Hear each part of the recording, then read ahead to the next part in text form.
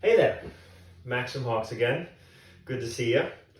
So today we're going to be talking about something called racking.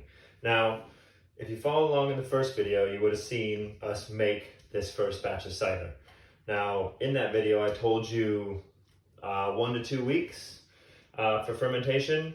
My kitchen is quite warm. The fermentation finished in about 5 days flat, maybe even a little bit less. Don't worry if it went really fast.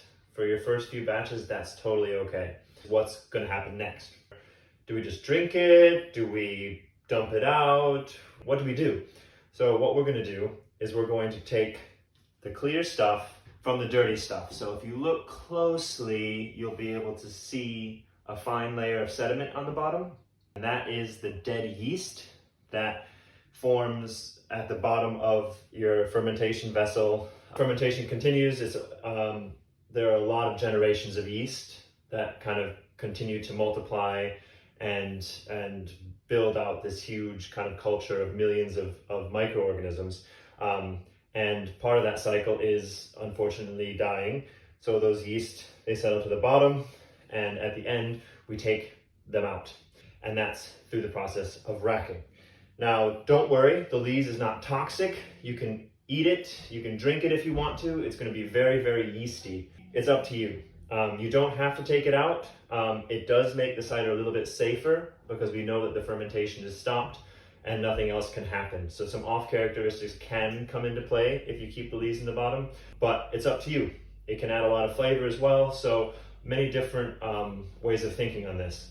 Some people rack multiple times throughout the process, 6 or 7, to really clear it out naturally by gravity, because over time, all the cloudiness here should settle out. It might take quite a while, but cold temperatures and time will help the sediment to kind of fall to the bottom, which is what we want. So we'll rack this one today. You can also feel free to rack again and again to kind of get it clearer and clearer if you so choose. It's perfectly fine to drink now as well. Do what you feel is best. Normally, when you're racking a cider, a home brewed cider, normally you use gravity and a hose to siphon when you have a large amount of liquid, a 25-liter bucket. Since we only have a little less than 2 liters here, this is not the most efficient way of doing it. There might be quite a few losses, can stir up the bottom quite easily. So what I'm going to show you how to do is to rack without a pipe.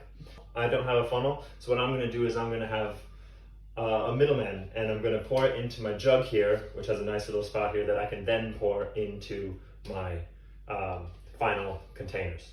So we're going to take the cider gently off of our tray, our spill tray, and what we're going to do is we're going to keep it here just for spillages, just to make sure that we're staying as clean as possible.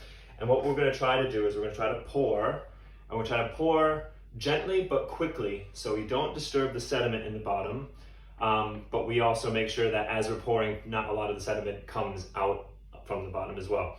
It's tricky, and if you don't get it perfectly, don't worry, because you can always rack again, right? So if there is some sediment in your final ones, just rack it again, and each time you rack, it'll get clearer and clearer. So here we go, moment of truth. We're gonna pour. Oh yeah, it's smelling great.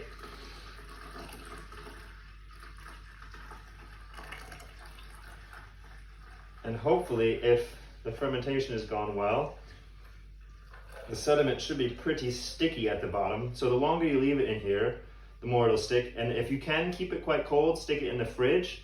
Definitely do that, because that also helps the sediment stick to the bottom as well. So we're getting there.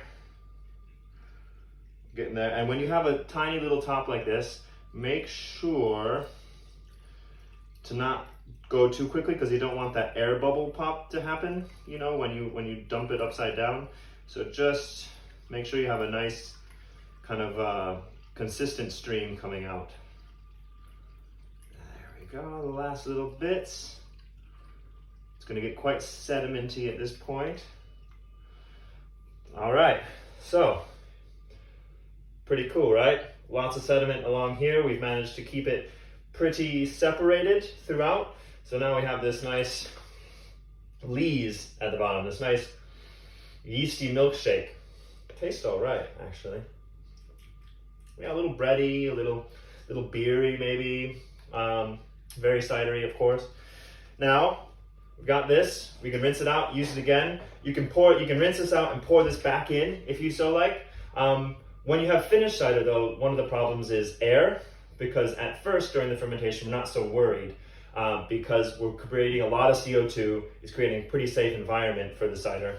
But as the cider fermentation slows and stops, we're not creating that CO2. And so the top layer, something called oxidation can happen, where the oxygen interacts with the cider and can create lots of off flavors. So we don't want that. So what we're going to try to do is we're going to try to fill, the reason I have these two smaller bottles is I want to try to fill them to the top or very close and cap them. So we have very little headspace, very little cider in contact with oxygen, and the top prevents more getting in and different particles getting in as well.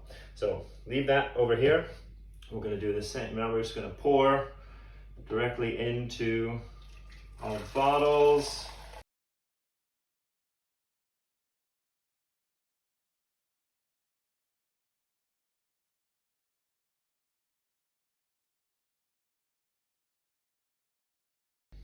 All right. Now we can cap it.